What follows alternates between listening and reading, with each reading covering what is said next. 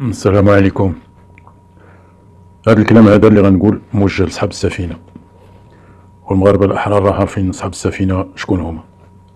صحاب هذه السفينة هذه هما سفراء بعد، المهم جمعوهم سفراء إيران، هما اللي كيجمعوا بحال هاد الشي هذا باش ينددوا على واحد السفينة وقفت على ما تيقولوا في الميناء ديال طنجة. وهاد السفينة هذه ما كاين اللي عارفها، حتى ما دايره لا درابو ولا حتى شي حاجة. عباتوا صبحوا قالوا سفينة متوجهة لإسرائيل وفيها سلاح. على كل حال هاد السفينة هادي ما هي ديال إسرائيل، ما هي ديال الميريكان، ما فيها لا سلاح لا والو، مول الشركة راه فيها هداك الشيء، ولكن صحاب العقول الخاوية راه قال لك فيها. نعاود نذكركم عاوتاني هنايا ملي وقع الواقعة ديال المحبس ما خرجوش هاد المظاهرات في المدن المغربية وتقول واش خرجوا. دابا على ود هاد السفينة هادي اللي كذبوا عليهم أو سمعوا الأخبار ديال الجزائريين، الصحف الجزائرية والأخبار الجزائرية الكاذبة الحقودة على المغرب، قالت لهم بأن سفينة وقفت في طنجة فيها السلاح ديال موجه لإسرائيل، فيها هذه وهما تيقوا هذاك الشيء وناضوا خرجوا كيديروا مظاهرات. ألوغ كو هذيك السفينة كانت متوجهة إلى سلطنة عمان وليس إلى إسرائيل. نخليكم مع التفاصيل ديال الاستاذ انور مالك، وكنتمنى من الاستاذ انور مالك ما يديكلاريش بيا اليوتيوب في هذا الفيديو هذا ديالو. ايوا خليكم مع الاستاذ انور مالك. الملاحظ أنه منذ مدة وإعلام العسكر في الجزائر يترصد أي شيء يحدث في المغرب، فإذا لم يجد يختلق الأشياء ويحاول أن يظهر بأنه نظام داعم للحريات وحقوق الإنسان، داعم لثورات الشعوب، ويتناسى هذا النظام نفسه أنه قمع الشعب الجزائري، أن الشعب الجزائري مرفوض من تقرير مصيره، وأن الشعب الجزائري أصلا لا يختار من يحكمه، وأن الاستبداد تجاوز مرحلة إرهاب الدولة في الجزائر، وأن من ينشر منشور في الفيسبوك يجد نفسه يحاكم في القضاء بتهم تتعلق بالإرهاب. المهم، منذ أمس والإعلام الرسمي الجزائري هب يتمسك بوحد الخبر يتعلق بدعم المغرب لإسرائيل بالأسلحة، وأن هذه المجازر التي تحدث المغرب شريك فيها، هكذا يقول الإعلام الجزائري. يعني بدل أن الإعلام الجزائري مسؤوليته الأخلاقية أن يظهر للجزائريين ما هي الأعمال العدائية التي قام بها المغرب ضد الجزائر. النظام الجزائري اتهم المغرب بأنه يقوم بأعمال عدائية. أعطونا الأعمال العدائية، هذا هو المطلوب منكم، وليس يوميا برقيات. وأصبحت الأخبار التي تتعلق بالمغرب أهم أخبار في الجزائر، تناسوا أزمات الجزائريين المختلفة، تناسوا الوضع اللي يعيشه الجزائري، لا قهوة وطوابير على كل شيء، تناسوا كل هذا الأمور، مهتمين بالمغرب. المواطنون في المغرب في طوابير، المواطنون في المغرب يجوعون، المواطنون كذا وكذا وكذا، من الحكايات التي لا نراها إلا في إعلام العسكر على ما يسمى المخزن. الشيء الملفت للانتباه أن الإعلام الجزائري هب بكل وسائله المختلفة ليتحدث عن سفينة رست بطنجة. اسمعوا ماذا قالت نشرة الأخبار الرئيسية التي تحرر ورئيس تحريرها ضابط مخابرات. اسمعوا ماذا يقولون.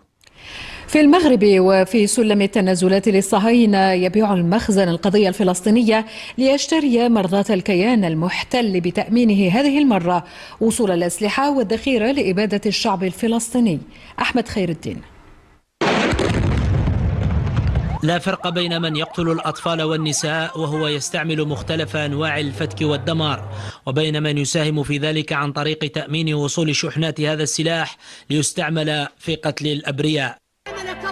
هذه المشاهد المؤلمة وغيرها وما كانت لتكون وتستمر لو لم يفتح المغرب بإعاز من المخزن موانئه للسفن المحملة بالسلاح والذخائر المحرمة دوليا كي تتجه نحو ميناء الكيان الصهيوني من ميناء طنجة بعد تزويدها بالطعام والوقود لتباشر مهامها في قتل المدنيين بكل من غزة الضفة ولبنان.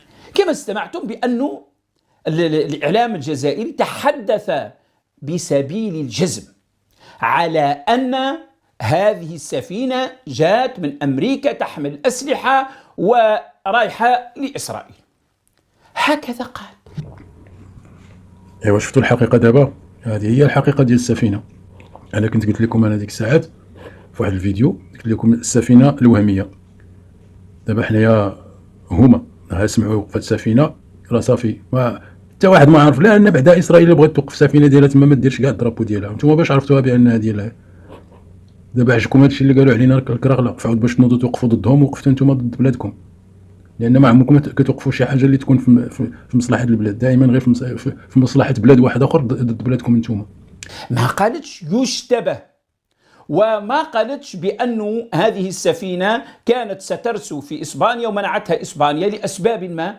لا، إسبانيا وضحت ما هي الأسباب التي خلتها تتخذ قرار بمنع رسو هذه السفينة في موانئها، ولا أي جهة أخرى، بل أن الشركة المعنية بهذه السفينة التي يجري الحديث عنها نفت بأنه فيها أسلحة أصلا. فيها ممكن بضائع مختلفة، فيها تتعلق بأشياء تجارية، وربما هذه من بين الاحتمالات الواردة، لكن أسلحة الشركة نفت، ولا توجد جهة أكدت بأن هذه السفينة فيها أسلحة وأن هذه السفينة متوجهة إلى إسرائيل.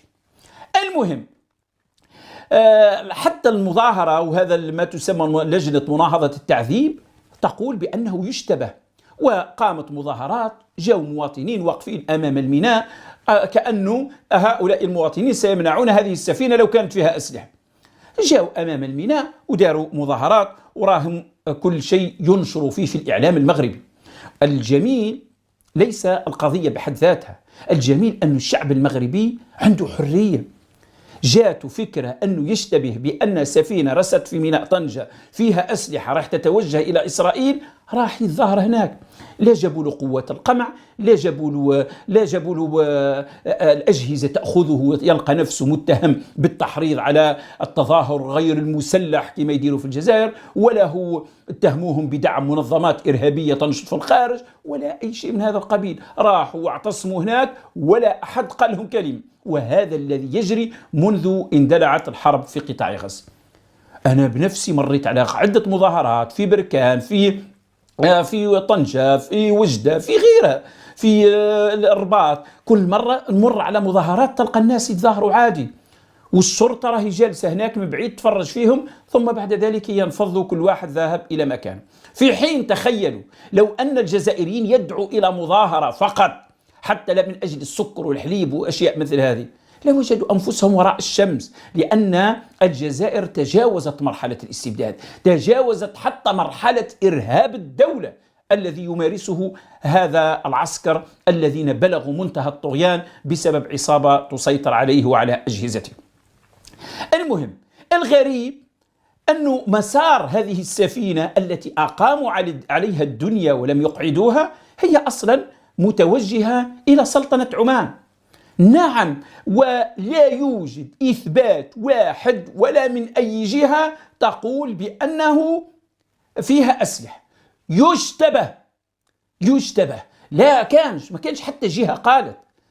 الشركة المعنية بهذه السفينة قال لك ما فيهاش أسلحة، هذه المعنية بالأمر. إسبانيا لم توضح أسباب منعها لدخول هذه السفينة الموانئها، ربما خلافات تجارية، ربما تحمل بضائع ترفضها إسبانيا أن تدخل إلى أراضيها، ربما أي شيء من هذا القبيل، ولا توضيح، فقط بعض الكلمات من بعض الأطراف التي معروفة بتوجهاتها مباشرة علقتها في عنق إسرائيل. يعني أمريكا إذا أرادت أن تزود إسرائيل بأسلحة تجيبها من هنا وتجيبها كذا وتوصلها لطنجة وتديها سلطنة عمان، وبعد ذلك تنقلها. يعني رحلة رحلة المليون. ألا أعتقد عندها طائرات تنقل لك بضائع بلا حساب، ترفدهم وتحطهم في قواعدها العسكرية وتتحرك توصلهم حتى إلى ميناء غز. من سيقول لا لأمري؟ واش غنقول لكم الله يهديكم، وصبحت السفينة متوجهة لدولة عربية ماشي حتى لديك الدولة اللي نتوما ناويينها. اتقوا الله شوية في أنفسكم قبل ما ديروا شي حاجة، بداو تأكدوا، ما تخليوش العديان يلقاو فين يهضروا. دابا نتوما خليتوا لهم فين يهضروا. السلام عليكم.